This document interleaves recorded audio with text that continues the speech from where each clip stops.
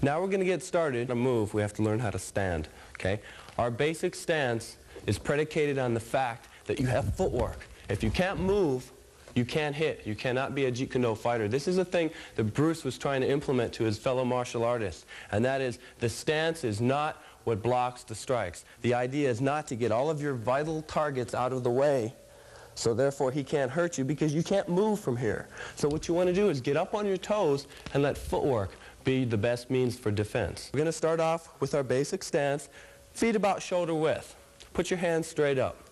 Now just take a normal step forward.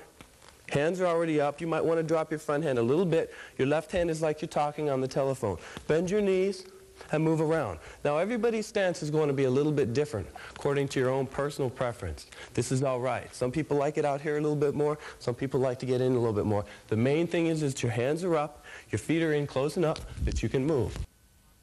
In each range, you're going to have different postures the body can be in. First, standing.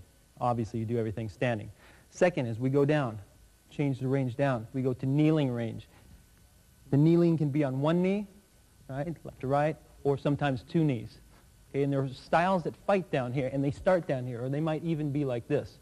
Okay, from the kneeling, we also have squatting, okay, or sometimes like this. Easy transition from kneeling to squatting. Then we have the sitting. In some systems, they'll sit like this. Like Indonesian, Southern Filipino systems, very prevalent. Okay? You may also be sitting like this thing. And the last is the lying position. Common for grappling, obviously. You can be laying on your back, on your stomach. Very good with the weapon also, because you can still function from here easily. Let's begin with our Jeet Kune Do on guard position. We want to turn our body about 45 degrees away from the opponent. The knees are bent slightly, the reverse heel is off the floor. You might notice that the front knee and the reverse knee, although bent, are not bent down too low. Also the front foot, the toes of the front foot are turned about 45 degrees away from the target. Now it's not mandatory that you have to have this exact specific position. Remember, in Jeet Kune Do we use no way as the only way. Sometimes my stance may be wider, sometimes my stance may be confrontation.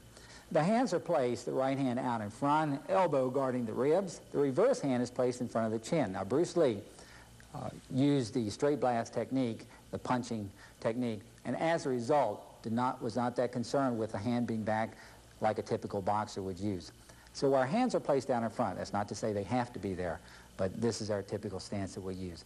And also notice that the reverse heel is off the floor, ready for that mobility that we need in Jeet Kune Do. At this range, I'm free to keep my hands down or put my hands up, just depending on whatever I intend to do here. As we take this stance, remember, this on-guard position facilitates that quick motion in and quick motion out.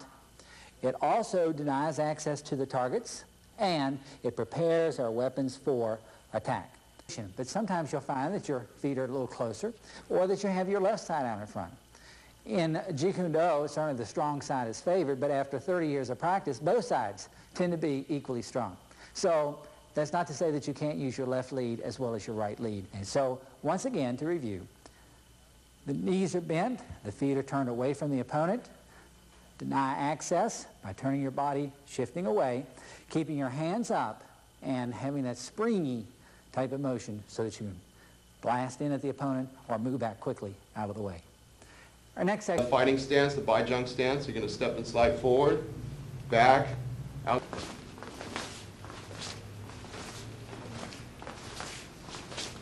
Okay, that's good. Okay, shuffle step forward, shuffle step back. That's the next type of footwork.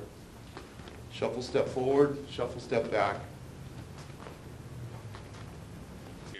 是摆桩，摆桩也叫戒备式啊，它通常通俗一点讲，也叫格斗姿势。像我讲的这个摆桩，因为按传统的战法啊，左手是轻拳，后手是重拳啊，前手吸引对方注意力，后手重拳去打击对方，这是原原本本的啊散打的打法，或者是泰拳的打法。下面你看一下截拳道的战法，截拳道的战法就强侧之前啊，我前手是轻拳，后手是重拳，再前是前手还是重拳。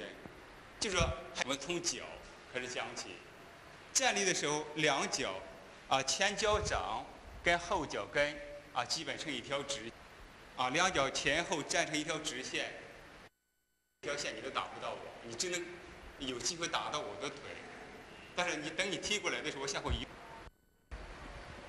两脚前后基本上成一条直线，前脚掌跟后脚跟侧身，后手握拳放在下巴的高度，前手握拳大约放在肩的这个高度，后脚跟立地，但是不要抬得太高，大约是2厘米。为什么？